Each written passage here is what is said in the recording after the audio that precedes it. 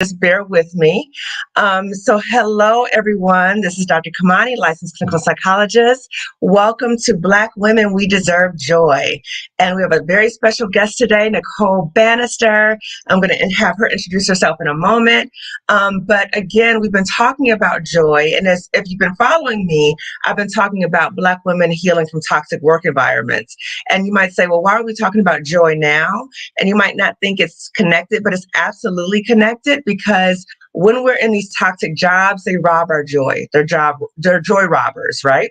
And so we have to recognize we have to cut the cord from these toxic jobs so we can really reconnect to our joy. And I'm not saying to you quit your job right now, but what I'm saying to you is really get in the space of understanding what's happening to you. It's not your fault. You're not the only one. Healing is possible and you have other options. So that's why I'm having these conversations. So it's a natural connection to talk about joy. Okay. So we have a very joy-filled guest today. I just wanted to share with you briefly how I met Nicole. Well, how I became acquainted to Nicole. So I was watching a YouTube that she did with Adalia, Picky Girl Travels. And I was just mesmerized by Nicole's joy. I mean, it was just it was just coming through the screen. I was like, I have to connect to this woman, right? And so I reached out to Nicole, and within a week, we made this happen. So I'm just so grateful to Nicole that she took the time. She is currently in Cape Town, South Africa, that she took the time to really be here today. So Nicole, if you could introduce yourself.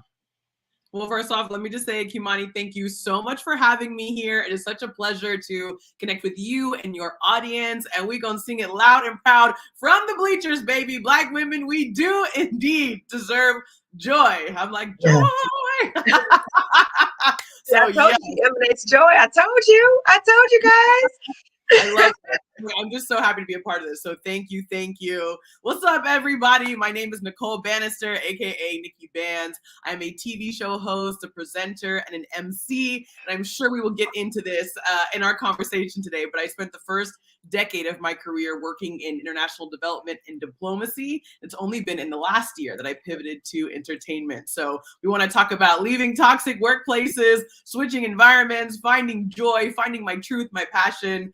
That is what I'm all about. And it's been a very interesting journey, but one that I am so proud to be on, and one that I wouldn't have it any other way. So really excited to be here with you all at They Call Me Banz on Instagram. Yes. So Nicole, I'm wondering, because I know that when you were on Adalia's YouTube, you all were having conversations about all the things that you've been doing. And I want to incorporate that in our discussion today, right? But what was interesting was you talked about all this work you were doing at your job. And at a certain point, you realized this is not for me. Can you share with the audience a little bit about that journey? Like what were you doing and how was it that you were like, I don't think this is it. Absolutely. So I'll take it back to my undergraduate career. So I did my undergraduate degree at Georgetown University in Washington, D.C., and I studied culture and politics. And so I was in Georgetown School of Foreign Service. Everybody there was super focused on doing things that were international, whether it was international law or diplomacy or development, whatever it was a very international focus. I had lived overseas, when I was younger. I'm mixed race. My dad is Black American. My mom is from Iran. So I've also always grown up with a very multicultural, multinational perspective. So Georgetown was a perfect fit. So I'm studying the intersection of culture and politics. And I really wanted to go into a career where I could integrate both international travel and social impact. And so for me, immediately graduating from Georgetown, I joined the Peace Corps. So I served as a Peace Corps volunteer here in South Africa for 2.5 years. I ended up extending my Peace Corps service for a third year. And I pivoted from doing more education and literacy programs to then doing public health work. And then once I did that third year of my Peace Corps service, the international nonprofit that I was working with hired me on full time.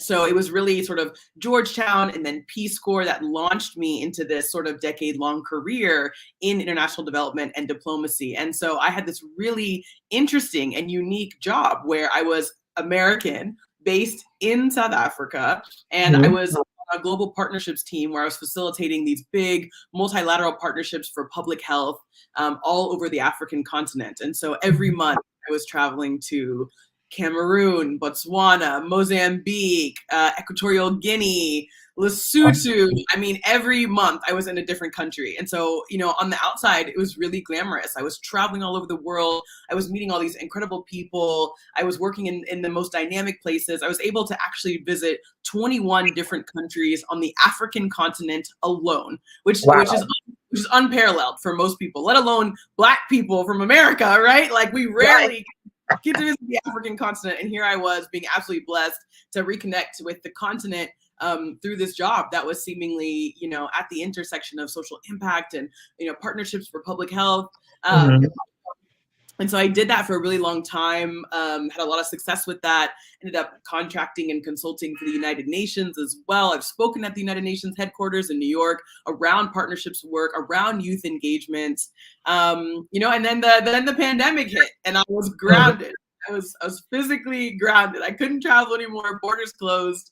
And that's when I really started to see the deep, dark underbelly of the development sector. And I think it was things that I had always known. And I think if you're anyone who works in nonprofits or international development or even in the government on an international scale, you would probably recognize these things. But it was really during, the 2020 Black Lives Matter civil rights movement, the effects of the coronavirus pandemic, they started to see a side of my company and a side of the entire sector that I couldn't fundamentally get behind.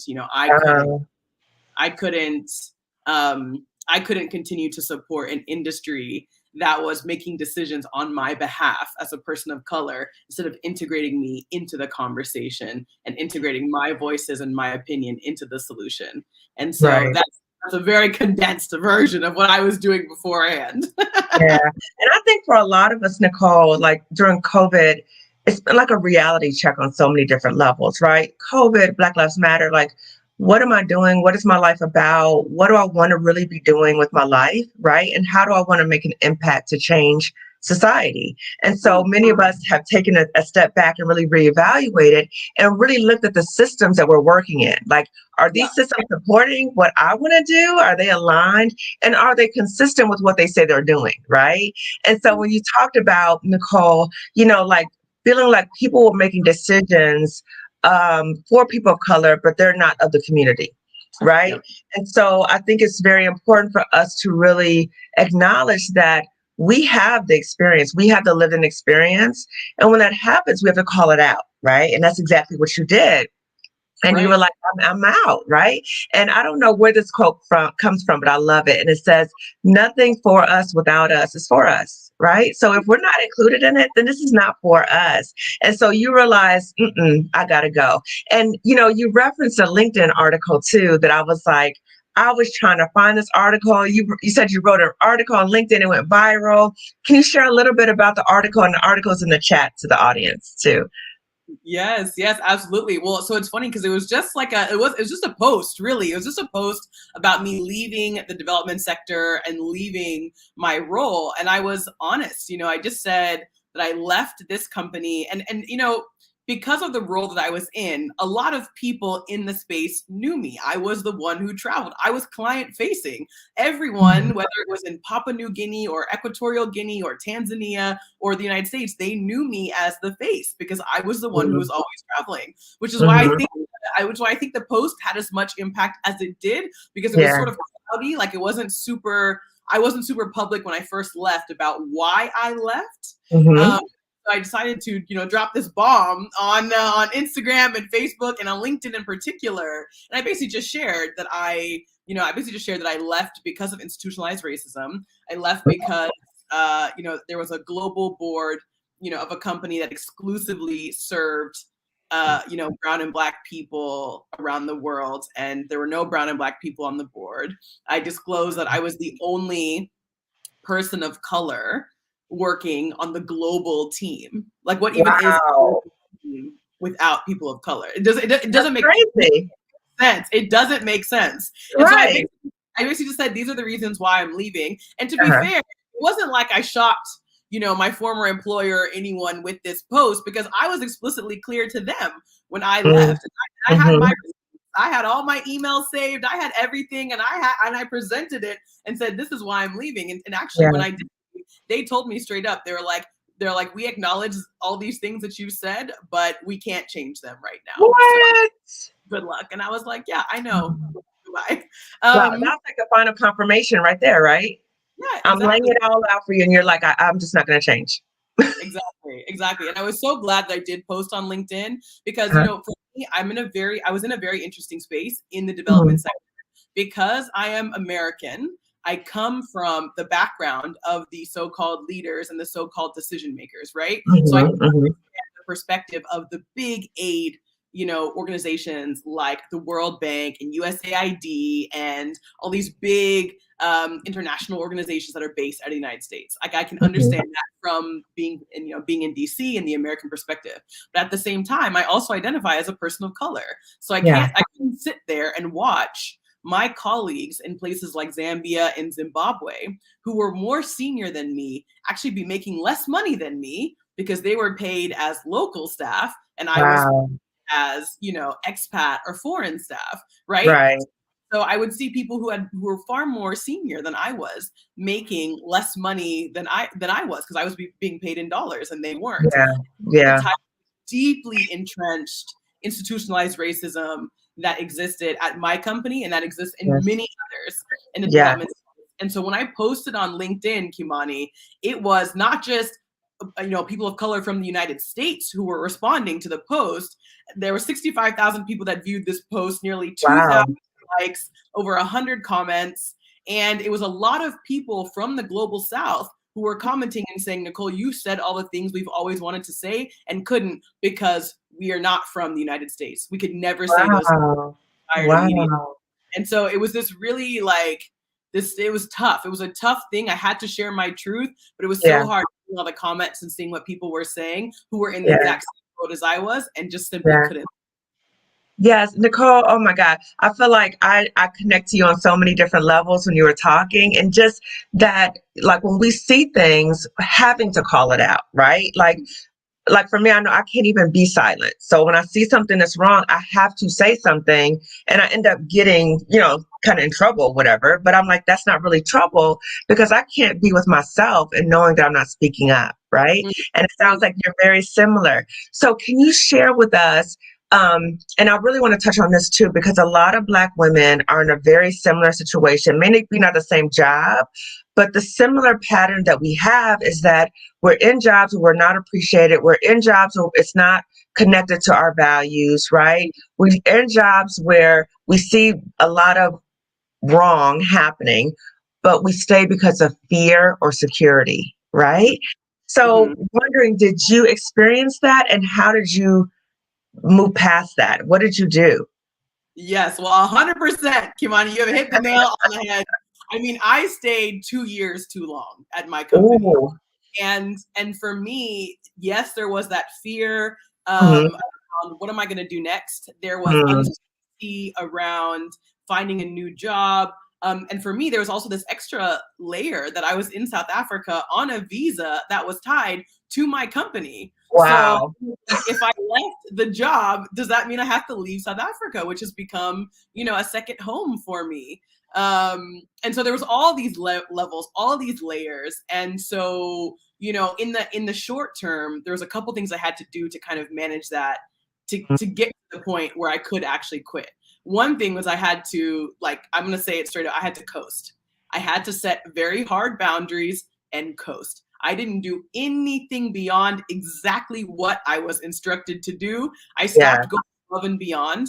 I yeah, stopped going and doing extra things, which for yeah, me was honestly soul crushing. I'm yeah, super ambitious. I am yeah, super creative. I have all yeah. sorts of ideas all the time. I was offering them and I was presenting them, and I kept being rejected time and time and time again. I kept not being promoted despite Because to adding me, all flavor to the table. You know what I mean? And so I yeah, was like, okay, no, for me to keep my sanity, I have to coast. I will do the bare minimum that is required of me to yeah, continue to maintain this job. yes. And by setting those boundaries and even little things, hey, like I took my work email off of my cell phone.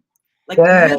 little things like that. So it was like I had to Yeah. actually go onto my computer to open up my work emails, that they didn't pop up on my phone anymore. By setting Yeah. little boundaries like that, I was then able to do other things outside of work that actually did Mhm. spark my joy, that did Yeah. spark my creativity. And so when I set those boundaries and ended up doing that, like I said, for about 2 years, until I finally felt like I had mustered up the courage, the finances, the Yeah. nest egg, all the little pieces to Yeah. actually just take that leap and then quit. Yeah. Well, I appreciate you sharing like your exit strategy, that it takes a while, right? Number one. And number two, I think it's like a process of number one, realizing this is not the place for you, and then Mm, starting to make those concrete plans. And the plans that you were making were very easy, in terms of accessible. But I think you also recognize that I need to preserve my soul, right? I'm giving of my soul to people who are not helping to nurture my soul. And just like Beyonce said, you won't break my soul, right? So you're not gonna break it, right? no. So I'm taking my power back.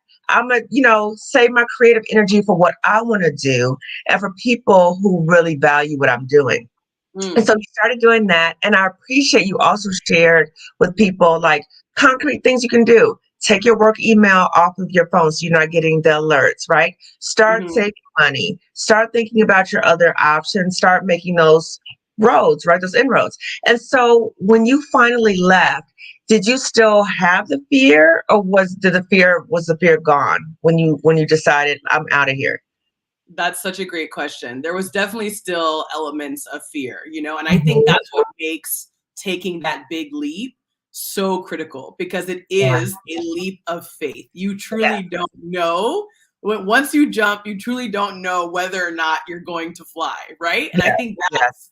that is the hardest part. So many people can't take that step, which is fair. That is like, Yeah. it's super hard to do. It takes so much self-esteem, so much Yeah. confidence, Yeah. so much embracing of the feminine energy, the chaos, Yeah. embracing and saying it's going to be okay. So Yeah. absolutely, there was still fear, but I mean, honestly, when I ended up actually submitting my letter of resignation, Mhm. it was like the day, like nothing special happened. There wasn't like a particularly racist incident. Nothing special happened on that day. Literally, I just woke up one day and the universe was like, today is the day. You're ready. Right.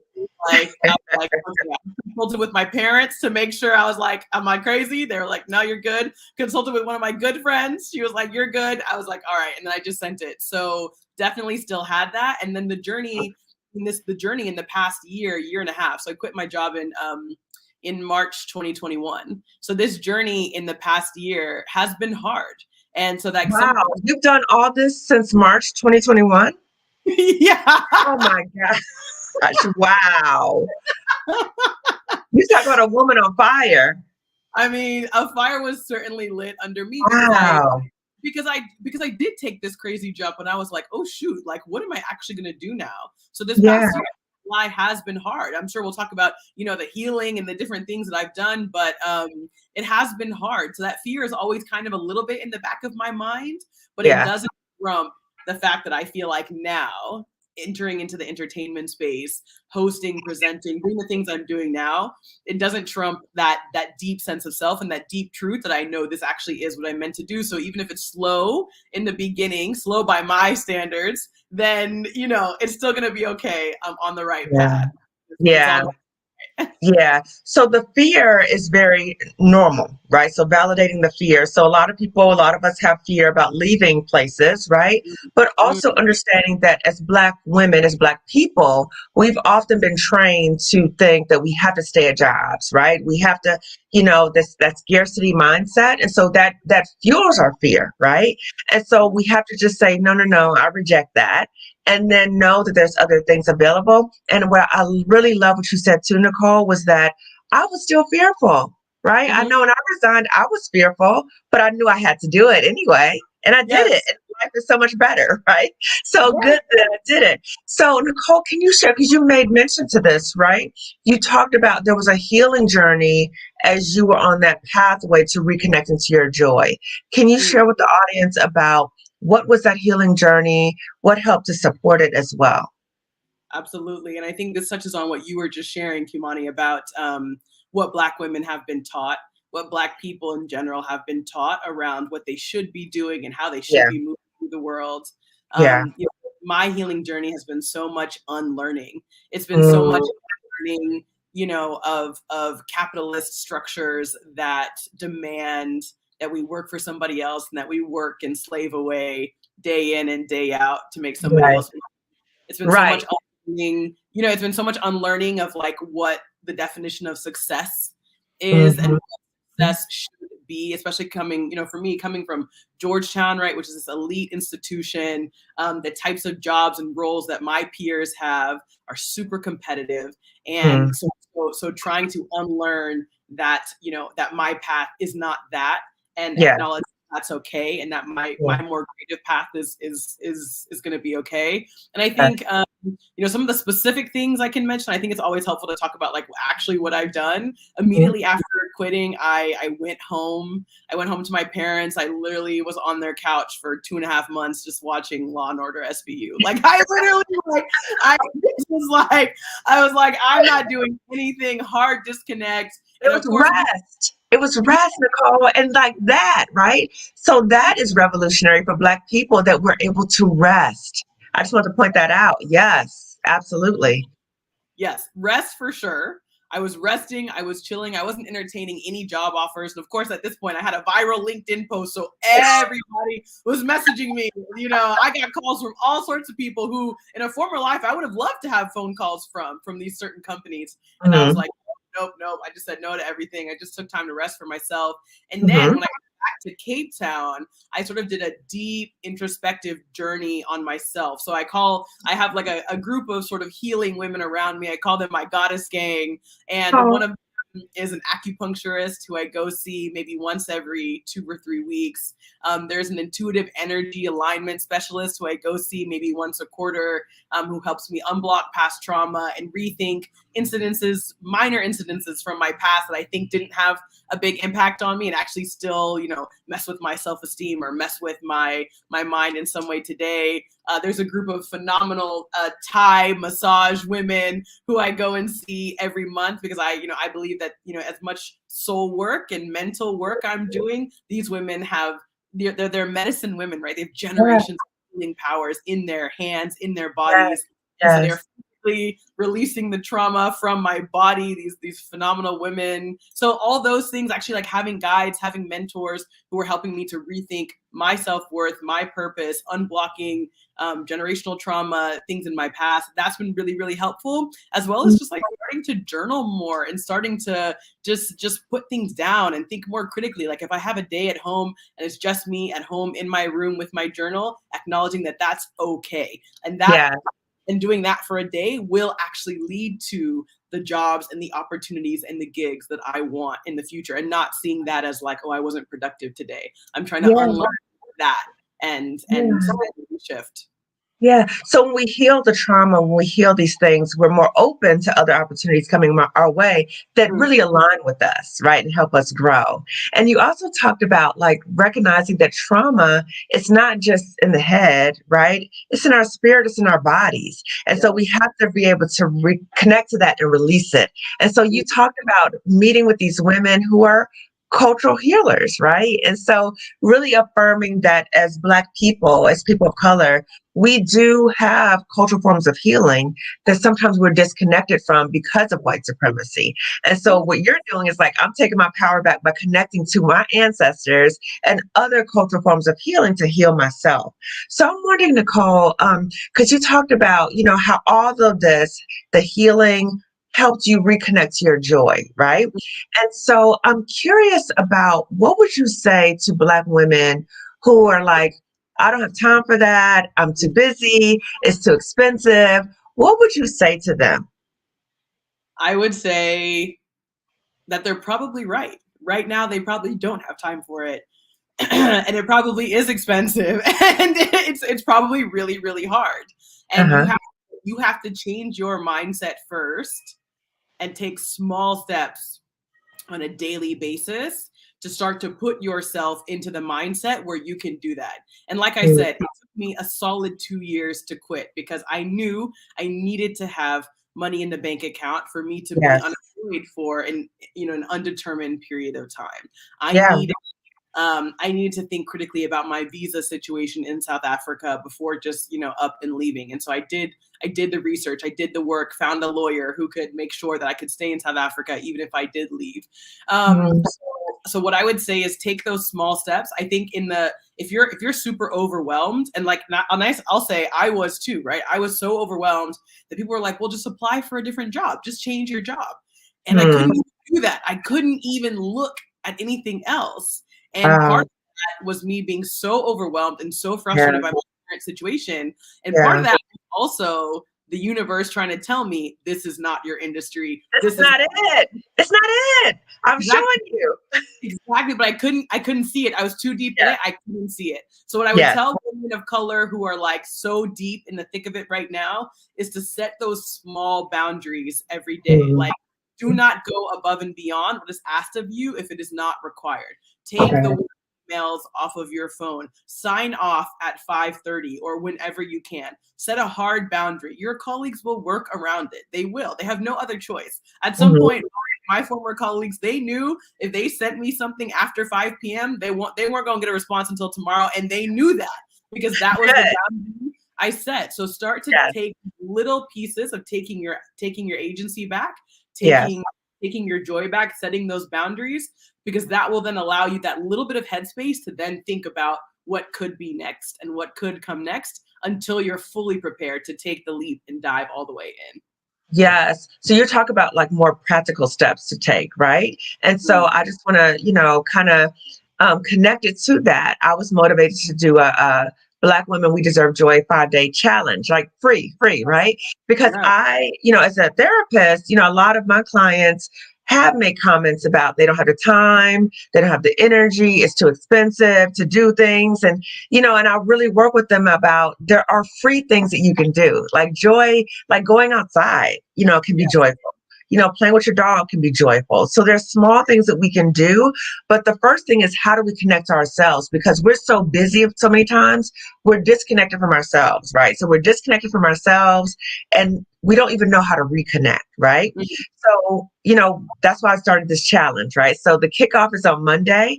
This is going to be round 2 of the challenge and it's totally free. So I'll put the information in the chat if you want to join. And the challenge is going to be, Nicole, like every single day, I'm going to be coming on live for 5 days and just giving like bite-sized nuggets of how to reconnect to our joy for free. Everything's free, right? So you can't say you don't have the money at a time. You can always go back to it, right? So so if you're interested, anyone, who's listening, if you want to share this link with anyone else, please feel free to do so. So Nicole, I'm curious in terms of, as you're, embarking on all these different things, are there sometimes where you kind of feel like your joy kind of takes a hit, you know what I mean? And then you're like, do you have any struggles with kind of getting back to the joy, right? Like I'm saying, disconnect. How do you reconnect? That's so interesting. I mean, I think, yes, there are some times where I feel like the joy takes a hit, but it's really kind of around, like I said, I mentioned earlier, I'm super ambitious. So even now, pivoting into the entertainment industry since leaving development and diplomacy, I'm like, okay, well, I know this is my passion. I know this is my truth now. Like, let's go. Like, come on, universe. I'm ready. I took the leap. Like, I want all the gigs. Like, where's Netflix? Where's Amazon Prime? Like, I'm ready to go. Like, let's go. Right? And so sometimes I feel like the little hits I take to my joy are because things aren't happening at the pace in which I expect them to be happening. And then I just need to like check myself really quick and acknowledge that like you said earlier, for me to be literally only 1 year in, I have accomplished a lot. and I am grateful for those things that I've accomplished. So one of the things that I started actually like in those 2 years of being, wanting to quit, but not being ready. And that I continue now is the journaling, which is what I mentioned before. So literally my journal, it's literally just a gratitude journal. So at night, I'll just write 3 things. Like, I'm thankful for this, I'm thankful for this, I'm thankful for that. And I don't do it every day. I try to do it as often as I can. And that's such a good, like you talked about, these free little things to kind of reconnect to your joy. That's been such a good way for me to just see the bigger picture and to shift my perspective. And because I've documented it, I can look back and I can look back 6 months ago and look at what I was writing, the things I'm thankful for, or if I wrote beyond that, I can look back 6 months ago and be like, actually, all the things I wanted to do 6 months ago, I have done now. And so it Wow. helps to hold my mind accountable. Yes. And like, it is okay. Don't let Yes. these things steal your joy. Don't let society's expectations of where you should be and what you should be doing hold you back from acknowledging that you have been doing a lot of work and a lot of good work, and that everything is coming in its own divine timing. Yeah. So you're talking about like something I'll talk about in the challenge are joy robbers, right? So joy robbers can be societal expectations. It can be too much pressure on ourselves that we are expecting to be somewhere at a certain time, right? So we have to be mindful of who or what the job robbers are and counter it. Like, no, I reject it. I reject it. So Nicole, can you share just a little bit, just a taste with the audience of all you've done this whole year? Because I just think it's just miraculous. Can you just share with the audience what you've been doing? Yeah. Well, one of the big things is my IGTV show. So every Tuesday, I go live on Instagram with different artists, entertainers, celebrities, content creators, activists, and it's a different guest from a different country every single Tuesday. Wow. And it's been almost, it was just a year, actually. I think 3 weeks ago I hit my 1 year mark. So yes, 1 year from leaving my previous job. Amazing. And that's been so powerful and so meaningful because, you know, as someone who decided, okay, I want to be in entertainment, I want to be a host, I want to be a presenter, I want to communicate to the masses and shift people's mindsets and perspectives on the world. You know, for me, it was like, well, how do I have my own TV show when I don't have a network behind me? I was like, all right, I'm gonna start my own. Okay.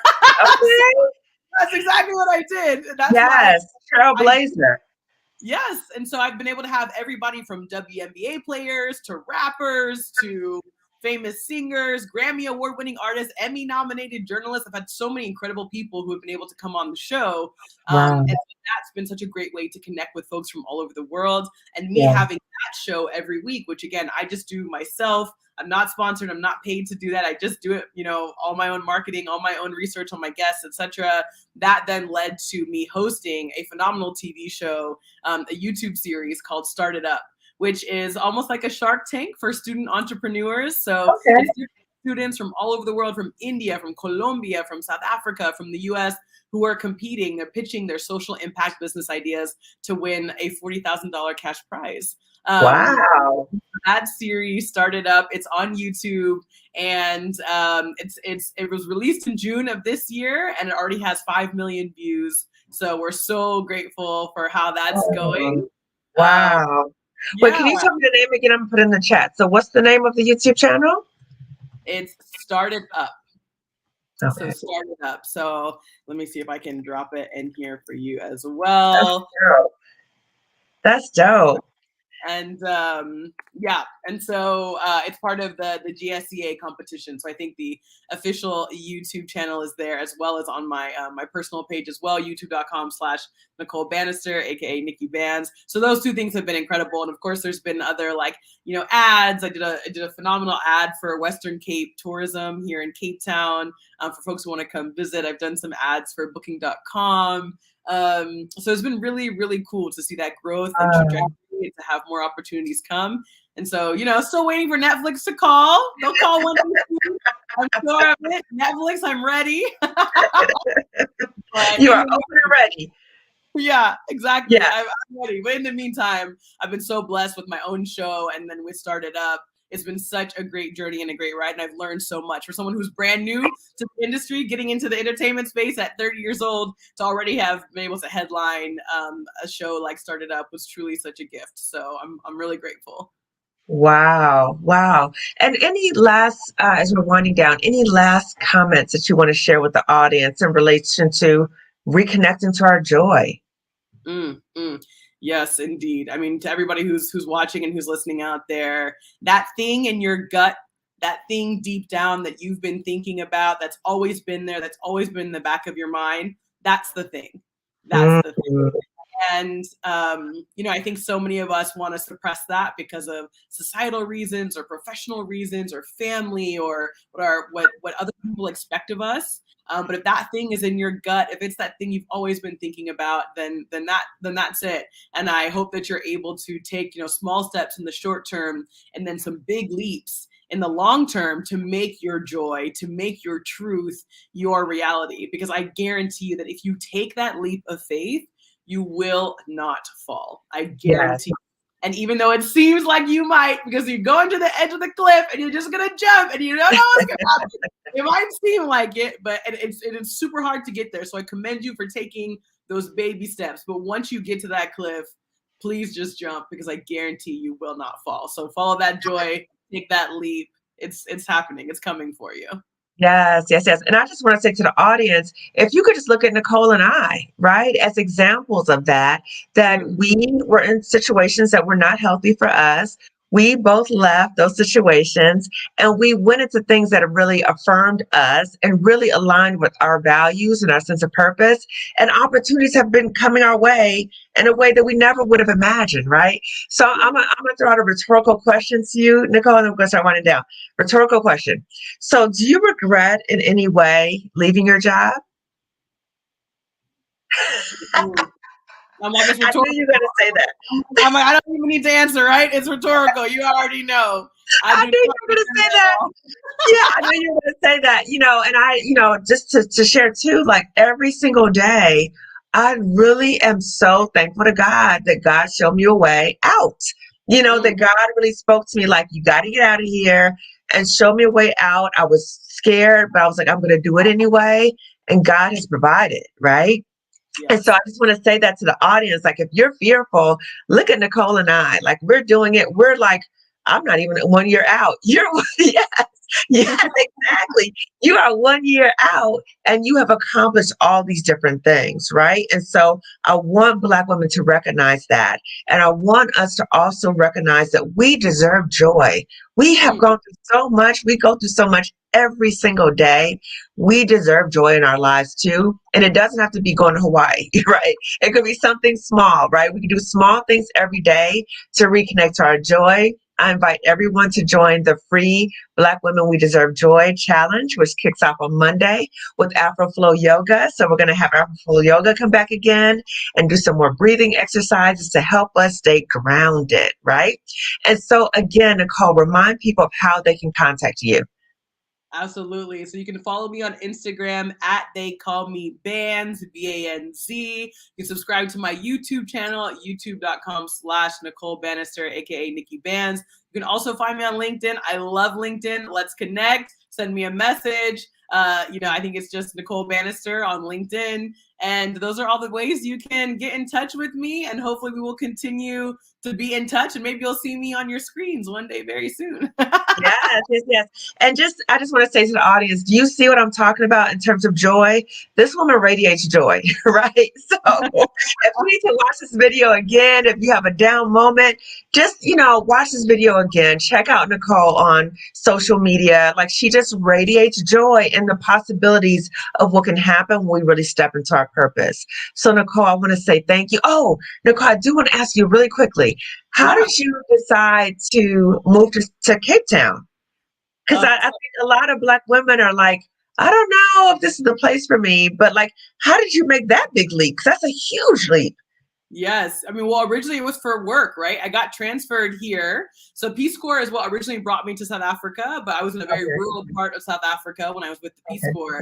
And then got a job opportunity to extend and to continue in Cape Town. So that's when I came here, and then I have since left the job but stayed in Cape Town. So it's just been beautiful. If anyone wants to learn more about Cape Town, please slide into my DMs, because I have so many guides and articles about moving around Cape Town. I do a lot of work on Black-owned businesses in Cape Town and making sure we are putting on our own and our own people of the continent, of the diaspora. So Cape Town is a wonderful place.